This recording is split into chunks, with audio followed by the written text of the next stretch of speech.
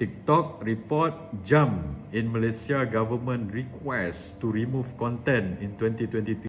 Pagi ni saya bangun tidur. Bangun-bangun je tiba-tiba buka TikTok. Tengok konten yang saya buat semalam berkenaan dengan IJN atau kerajaan mengeluarkan pesara pencen daripada IJN tu tiba-tiba dah hilang. Tuan-tuan. Saya tengok sebelum saya tidur semalam, saya tengok konten itu dah tak salah saya mencecah sejuta, lebih sejuta, dan komen beribu-ribu dan repost beribu-ribu. So saya syak ini kerajaan punya kerja lah ni untuk delete konten dan saya rasa, bukan saya rasa lah, ada lagi bukti yang menunjukkan banyak lagi orang kata konten-konten mereka telah di-delete. Dan semalam juga telah dibawa di parlimen. Saya tak ingat ada seorang MP tu kata dia punya konten yang dia float berkenaan dengan kejatuhan ringgit pun telah hilang daripada kerajaan. So dia tanya dengan kerajaan. So Timbalan Menteri ni, Teo Nii Ching jawab. Dia kata Teo Nii Ching nafi lah kerajaan yang arah delete. Tapi dia kata macam ini. Dia kata, apa dia kata ni tengok Teo Nii Ching cakap apa. Dia kata kerajaan tak arah tapi cuma minta platform-platform ini untuk remove konten-konten yang kononnya sensitif. Dia kata macam itu. Dan lepas tu dia kata yang delete atau remove ini platform-platform inilah dia buat keputusan. Macam tu pula So dia nak tai chi lah. Teo Nii Ching cakap Suruhanjaya Komunikasi dan Multimedia Malaysia akan mengemukakan permintaan dia kata kepada penyedia platform seperti Facebook, TikTok dan X apabila menerima laporan berhubung kandungan sensitif di media sosial. Dan bila konon dia minta, lepas tu konon ada laporan daripada orang, so platform ini yang buat keputusan untuk remove or not. Saya nak cakap pada Teo Nii Ching, nombor satu, permintaan itu, kamu kerajaan, bila kamu minta sesuatu kepada orang itu boleh ditakrifkan seolah-olah sebagai arahan lah. Kerajaan minta, takkanlah diorang ni nak tolak. Memanglah dia tak terima semua, tapi kebanyakannya kalau dia dah tolak selalu itu tak boleh lah. Dia pun kena akur juga pada kerajaan setempat di situ. Lepas itu dia kata dia salahkan platform-platform ini pula. Ini platform inilah yang buat putusan, bukan dia kata. Dan sebab itu juga ada report mengatakan bahawa jumlah permintaan ini jumlah permintaan daripada kerajaan untuk remove konten ini meningkat. Ini ada laporan daripada Reuters, tuan-tuan. Reuters ini bukannya portal Cak Ayam, tuan-tuan. Ini portal berita antarabangsa. Dia melaporkan Meta ni Facebook lah. TikTok report jump in Malaysia government request to remove content in 2023. 2023 ni siapa dia? 2023 ni zaman Noor Ibrahim lah. Zaman Fahmi Fadzil dengan Teo Nii Ching ni lah. Yang tuan-tuan dulu menjerit, bebas bersuara, kebebasan bersuara. Sekali sekarang ni bila dia senak perut sikit dia delete. Bila dia senak perut sikit dia delete, tuan-tuan. Ataupun dia arah atau minta platform-platform ini untuk delete. Kalau konten-konten tu ada berbau fitnah atau hasutan, maka ada akta-akta untuk menangani ini, akta MCMC, akta hasutan dan SOSMA dan sebagainya. Tapi maksudnya ini bukan pasal mereka delete yang ini semua, bukan pasal ada akta hasutan ke apa kebanyakannya. Ini pasal mereka tak tahan telinga, tuan-tuan nak dengar konten-konten kritikan ini dan mereka tak boleh jawab. Dan bila dengar perkara yang betul itu, so mereka rasa senak perut dan mereka satu cara untuk hilangkan senak perut itu mereka minta atau arah platform-platform ini delete lah. Itu yang menjadi masalah. So ini yang jadi isu. So kerajaan, maksudnya kerajaan menggunakan kuasa mereka untuk arahkan platform-platform ini atas katakan kononnya minta. Siapa minta pada mereka ini kerana ada laporan. Laporan ni siapa? Daripada geng-geng dia lah yang untuk remove ini. Ini tak adil Sebab dalam politik ini memanglah ada orang itu setuju, orang tu tak setuju. Tapi kalau ada satu pihak saja yang boleh arahkan untuk di-lead, macam mana ini menyebabkan satu platform yang tak level playing field lah. Lainlah kalau kita boleh ada kuasa macam kerajaan itu untuk minta dan arahkan apa orang kata platform-platform ini untuk remove. Kita boleh minta, tetapi kita punya persuasive power untuk remove kepada platform-platform ini tidak sebesar kerajaan. So the influence itu. So Fahmi Fadzil boleh kata kamu pun boleh minta. Memanglah kita boleh minta, tapi kita tak ada influence atau persuasive power sebesar dia. So dekat sinilah ada ketidakstabilan yang tidak ada level playing field dekat situ. So saya nak cakap pada kerajaan, kalau kamu jadi kerajaan, kamu tak boleh jadi hati tisu atau telinga nipis, sikit-sikit senak perut, orang kritik sikit pergi menangis. Macam mana nak jadi menteri macam ni? So itu satu perkara lah tuan-tuan. Dan di kesempatan ini, sebelum saya punya video-video kena delete lagi ke apa, saya nak jawab sikit berkenaan dengan apa tu feedback ataupun pertanyaan-pertanyaan yang orang tanya saya. Semalam video yang kena delete tu berkenaan dengan IJN discharge. Saya kata berkenaan dengan kerajaan telah mengeluarkan pesara-pesara atau penjawat awam daripada IJN. Lepas tu menteri jawab, menteri kata dia keluarkan kerana nak bagi masuk orang yang kritikal. Tapi dia jawab itu, orang tanya lain, dia jawab lain. Saya rasa sebab ini yang kerajaan mungkin minta atau arah dikeluarkan. Sebab jawatan kerajaan itu bukan isu yang ditanya. Isu yang ditanya adalah macam yang report asal daripada Code Blue ini, Pak Cik ini, dia 35 tahun kerja dalam kerajaan. 25 tahun dah dapat rawatan dengan IJN. Tiba-tiba satu hari dia pergi IJN untuk mendapat rawatan lagi. Tiba-tiba kata, awak kena discharge, kena pergi hospital lain pula. Hospital yang bukan pakar jantung sepakar atau sebaik dengan IJN. Itu isu dia. Yang mana kerajaan nak passing atau lepaskan Tai Chi pesara-pesara ini keluar daripada IJN. Dan menteri kata kerana nak beri ruang kepada orang lain masuk. Dia pakai alasan yang kritikal. Kritikal macam mana ini? Dulu berapa tahun dah kita IJN boleh absorb ni pesara penjawat awam dengan yang kritikal, yang tak kritikal. Tapi kenapa sekarang ramai sampai Pak Cik ni komplain 35 tahun, 25 tahun dia pergi situ, dia tak dapat, dia kena pergi hospital biasa pula. Sekarang yang tidak ada keparan, sampai doktor dia cerita sampai yang doktor yang dia pergi pada klinik itu pun kata pakcik tak sepatutnya pergi sini, kena pergi balik kepada specialist sebab mereka tak ada yang klinik ini atau tempat hospital biasa ni tak ada kepakaran atau kelengkapan macam di IJN. So itu isu dia, itu isu yang menteri ni tak jawab. Dan lepas itu ada orang tanya saya lah, siapa Sharifah tanya saya, dia kata pun kata IJN ni kan swasta kan, so kenapa nak terima penjawat awam pencen ke macam mana? Okey, saya nak jawab, IJN ini bukan swasta. IJN ini adalah institusi kerajaan. Dia ada swasta punya wing, sayap swasta, yang mana kalau ada pesakit-pesakit daripada yang swasta yang bayar sendiri, yang ada guarantee letter, yang ada insurans, boleh pergi dekat situ, itu ada. So, sebab itu saya soal semalam, adakah kerajaan nak buat ini, nak suruh pakar-pakar IJN ni fokus untuk yang swasta punya ini kan, more time untuk make money ini, tapi less time untuk yang orang yang ditanggung oleh kerajaan ini ke apa. So sebab itu kerajaan kena jawab itu. Sebab kalau the focus is profit making atau profit motive, itu bukanlah sebab untuk IJN ditubuhkan. Asalnya IJN ni institusi kerajaan, dia punya motif adalah khidmat awam, public service. It's not profit motive. Kalau nak profit motive, buat hospital swasta betul-betul macam Prescott yang Petronas buat tu, itu buatlah duit dekat situ. Dekat IJN ni kamu bukan nak kena buat untung, buat duit apa. So ini adalah khidmat awam. Itu yang menjadi isunya. So IJN bukan si swasta. Dia telah dikorporatkan, tapi dia dipunyai atau dipegang oleh Kementerian Kewangan.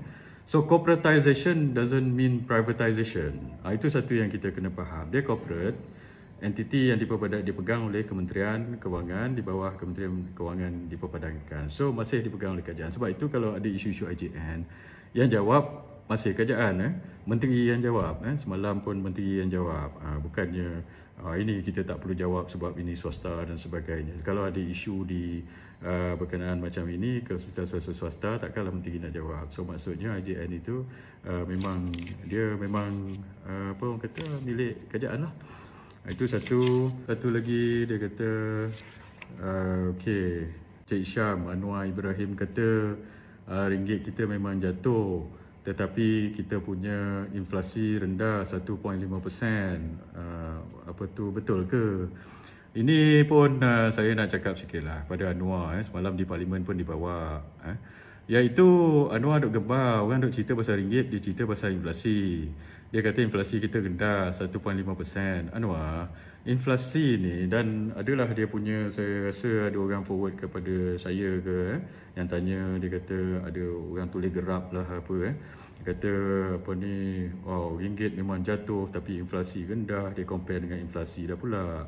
So saya nak cakap macam ini, inflasi graf-graf yang ditunjuk itu, inflasi ni banyak yang digembar-gemburkan 1.5% tu core inflation.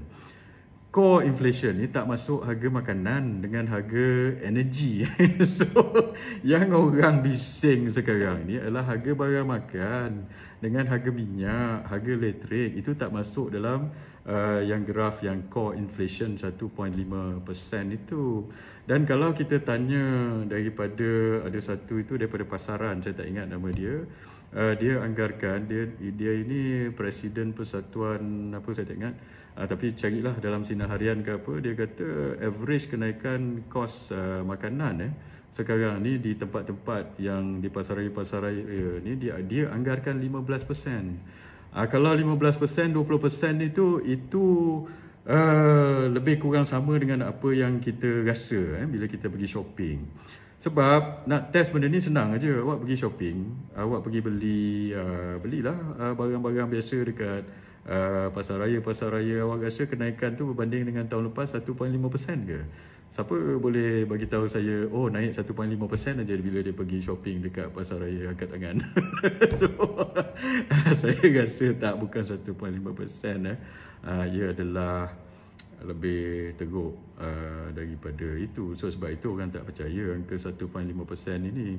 So siapa-siapa yang pergi buat graf kata inflasi ni rendah, saya cabar awak pergi shopping kat pasar raya dan pergi ambil balik resit yang awak shopping barang yang sama pada tahun lepas, compare dengan tahun ini. Kalau awak dapat 1.5%, awak pergilah request dekat TikTok suruh delete saya punya video tu. Satu lagi, apa lagi? Ini daripada Azlan Osman. Dia kata, dia kata, Bang, Dayana Mazuki kata lembaga pelancongan itu bukanlah badan berkanun. So Dr. Amar ni bukan penjawat awam. Betul ke? Ini satu lagi tuan-tuan. So saya nak cakap macam ini. Saya ada dengar orang-orang komen pasal berkenaan dengan hal ini. Dia kata, oh, Dr. Amar itu bukan penjawat awam. So bila bukan penjawat awam, proses dia dah jadi lain. So tak payah ikut perlembagaan. Dia cerita macam itu. Dan dia kata badan berkanun ini adalah bukan dalam penjawat awam. So ini satu lagi pelik. Saya nak tanya dekat mana yang diorang ni kata badan berkanun itu atau semua badan berkanun bukan dalam takrifan penjawat awam. Dan apa tu dia kata, bila saya tanya ada seorang ini, dia kata yang komen tu kata dia petik keratan akhbar. Aduh, ini satu lagi. So saya nak cakap macam ini, bila nak tahu takrifan penjawat awam atau tidak, jangan petik keratan akhbar atau tanya konon pakar itulah, konon pakar inilah. Pergi kepada perlembagaan itu sendiri. Dan mana saya ada orang printkan saya tadi. Ini Perlembagaan Persekutuan, artikel 132 tuan-tuan. Dalam artikel 132 ini ada dinyatakan takrifan penjawat awam.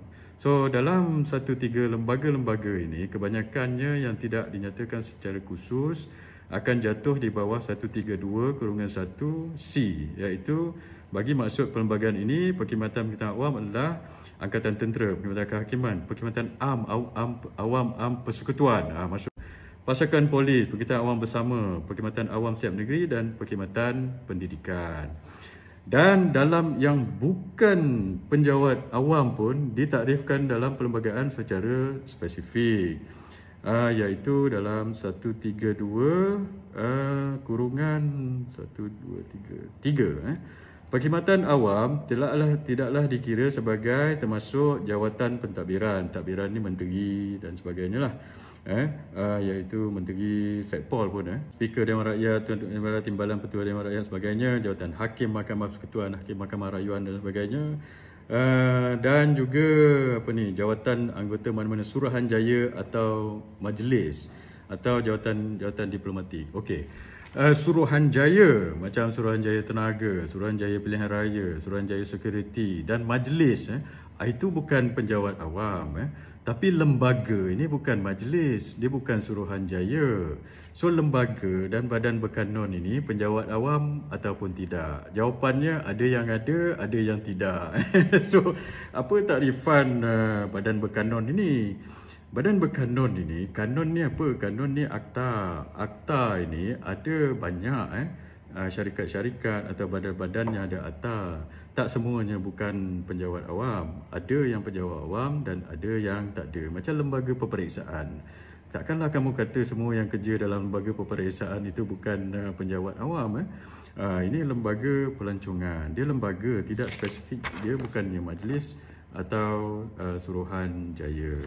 So macam mana kita nak tahu badan berkanun ini adalah penjawat awam ke tidak? In fact dalam kerajaan pun, saya dulu dalam kerajaan, saya pengarah dulu dalam kerajaan. So dalam kerajaan, yang kerja kerajaan itu pun bukan semua penjawat awam. Sebab ada kontrak for service dan ada kontrak of service. Kalau kontrak of service itu penjawat awam. Dia kena sign surat macam penjawat awam biasa. Dan kalau kontrak for service itu kita panggil orang yang ambil kontrak lah. Kita ada hire kontraktor, kontrak ini. Itu bukan takluk dalam penjawat awam itu. Tapi kalau dia ini adalah tertakluk kepada syarat-syarat menjadi penjawat awam dan dia bukan dalam majlis atau Suruhanjaya, dia ini penjawat awam. So mana satu yang tertakluk, mana satu yang tidak tertakluk itu bergantung kepada takrifan. Sebab itu banyak orang pergi mahkamah. Bila pergi mahkamah dan hakim boleh buat takrifan itu. Ini penjawat awam bukan ni. So maksudnya tak semua badan berkanun itu bukan penjawat awam dan tak semua adalah penjawat awam. Kalau nak kata semua badan berkanun itu bukan penjawat awam, itu tak betul namanya tu. Dan nombor dua, pada body itu sendiri. Bila kita nak ambil tindakan kepada seseorang, kita kena tengok atas body itu sendiri. Macam Dr. Amar, adakah dia orang kata dia ni bukan penjawat awam? Dia ni dah 35 tahun kerja kerajaan. Dia ni pegawai takbir. Saya sendiri pernah bercakap dengan dia ni. Dia pegawai takbir. Bila dia pegawai takbir, lepas itu 35 tahun, macam mana kamu cakap dia bukan penjawat awam lah pula? So dalam lepas tu senang je nak tahu sama ada dia ni penjawat awam ke tidak. Kamu tanya dia ada pencen ke tidak lah. Kalau dia ada pencen, itu penjawat awam lah tu. Kalau tak ada pencen, itu kamu boleh tanya, dia ni ambil KWSP option ke ataupun pencen. Tapi kalau bukan penjawat awam, dia memang tak ada pencen pun. Tapi kalau dia ada pencen, masuk gaji dia tu, sebahagian daripada gaji dia masuk pada kumpulan wang amanah pencen. So dia penjawat awam. Ini penjawat awam lah tu. Mana ada yang bukan penjawat awam pergi ambil gaji masuk dalam KUAP ke kumpulan wang amanah pencen? Saya tak pernah dengar lah. So bila atas body itu sendiri, atas badan itu dan atas body itu, dia adalah takrifan penjawat. So dia punya penurunan pangkat itu perlu mengikut prosedur dan proses seperti dalam perlembagaan. Dan apa-apa akta ataupun undang-undang di bawah perlembagaan ini tidak boleh melangkau undang-undang yang ternyata di dalam perlembagaan tersebut. Ataupun kalau yang lawyer-lawyer tu dia pakai perkataan ultra vires. Ultra vires ni apa? Kalau orang ultra vires ini dalam bahasa lawyer dia sebut ultravirus lah. Ultravirus lah, senang. Ultravirus ini maksudnya dia apa orang kata bercanggah lah, ataupun tak boleh melawan. Perlembagaan itu adalah supreme dalam berbanding dengan akta-akta lain. Kamu kod lah akta-akta mana pun, tapi kalau perlembagaan cakap macam itu, kamu tak boleh lawan perlembagaan. Dan refer kepada dokumen perlembagaan, janganlah refer kepada apa orang kata keratan-keratan akhbar dan sebagainya. Apa lagi yang orang komen? Satu lagi berkenaan dengan tunggu, Zafrul Miti. Saya ingat Zafrul, kamu bila jadi menteri, saya tahulah kamu menteri parachute dulu PM8 Muhyiddin parachute kamu, sekarang ni Anwar parachute kamu. So maksudnya kamu dulu tak pernah kerja dalam kerajaan, kamu kerja bank. Lepas tu tiba-tiba parachute jadi menteri. Mungkin kamu tak biasalah dalam handle dasar kerajaan ni. Saya tak tahulah, saya tak mau memperlekeh-belekehkan kamu lah Zafrul. Tapi nasihat saya ialah macam ni, sebelum bagi keterangan, ini bukan macam kamu kerja tempat lain. Bila kerajaan ini, setiap keterangan itu akan di-scrutinize, Zafrul. Sebab itu kamu tak boleh ambil keterangan yang kamu nak shock sendiri, gembar-gemburkan. 329 bilion, rupanya 39 bilion. Dua tu tersilap pula dah ke macam mana ke cerita ke Zafrul. So, dan jangan buat kenyataan yang syok-syok sendiri macam itu. Pelaburan terbesar, bila Anwar announce itu hari, lepas kamu buat announcement 329 bilion, Anwar dia pergi dekat ucapan, dia tak cakap pelaburan dilulus. Dia cakap pelaburan tahun lepas. Dia cakap pelaburan tahun lepas 329 bilion, tertinggi dalam sejarah. So maksudnya macam seolah-olah dia nak mengeligukan atau misleading kan. So bila orang pick up benda ni, kamu tak boleh koyak macam itu. So nasihat saya, sebelum keluarkan kenyataan syok sendiri atau kenyataan inflated atau exaggerated macam ini, kamu kena berhati-hati Zafrul. Lepas itu bila dah jadi macam ini, barulah kamu nak terkoyak rabak nak buat video hari-hari. Kamu kata 85% direalisasi lah dan sebagainya. Ini saya tak tahu, saya persoal, saya tak tahu mana kamu dapat 85% direalisasi ini Zafrul. Dia menteri tu hari, saya ingat Joe Gani ke, dia kata dia soal pasal MOU. MOU ni mana perginya, dia kata. Rafidah Aziz dulu pun pernah soal, bila kita sign MOU ni, apa orang kata tak semestinya direalisasi. Joe kata kalau kita dapat 70% pun direalisasi dah bagus. So Joe kata 70%, kamu kata 85%. Sekali yang masuk daripada berapa 39 bilion je, kamu kata 329 bilion. Macam mana? Lepas tu semalam kamu nak cover lagi kamu punya kemaluan, ataupun bukan kemaluan lah, yang memalukan. Kamu kata dulu zaman Najib pun orang kata zaman Najib pun buat claim. Memanglah Najib cakap dia lulus, tapi dia tak pergi macam kamu dengan Anwar, pergi gembar-gembur. Ini terbesar dalam sejarah, menunjukkan kita telah berjaya dan sebagainya. Najib kan cakap, okey betul, pelaburan telah dilulus. Dia secara low profile aja cakap. Dia nak declare Maida, mungkin cakap, bos, pelaburan dilulus adalah 100 bilion ke apa macam itu. Okeylah, kita pun umumlah potensial pelaburan, tapi kita tidaklah menjadi itu sebagai berita yang kita Malaysia sudah berjaya, saya sudah berjaya, menteri saya sekarang ini macam mana. Ini yang orang bersoal. Satu lagi kenyataan Gubernur Bank Negara semalam pun satulah Gubernur Datuk Rashid. Saya tak tahulah, kamu pun kena hati-hati buat kenyataan. Yang ini yang terkurang nilai ni apa kejadahnya. Saya tak tahulah terkurang nilai, lepas tu baru kamu nak kata undervalue. Bila kamu kata undervalue sebab apa? Sebab kononnya prospek. So bila kita nak value sesuatu, Rashid, kamu pun tahu, kamu ni saya tak tahulah macam mana. Kamu patut bijak pandai, tapi bila kamu buat kenyataan dah macam ahli politik. Saya nak nasihatkan orang-orang yang kerja kerajaan tinggi-tinggi ni, bila buat kenyataan berasaskan fakta lah.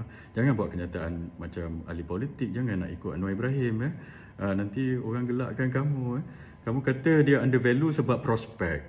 Bila undervalue, orang tak berdasarkan prospek, ya Rashid. Orang berdasarkan value sekarang. So, kalau dia undervalue, maksudnya sekarang ni, okey, keadaan dia macam mana? So, value dia sepatutnya macam ini. Itu. So, value sekarang berdasarkan keadaan sekarang. Itu kalau kamu nak, orang kata, terkurang nilai, terkucil nilai dan sebagainya.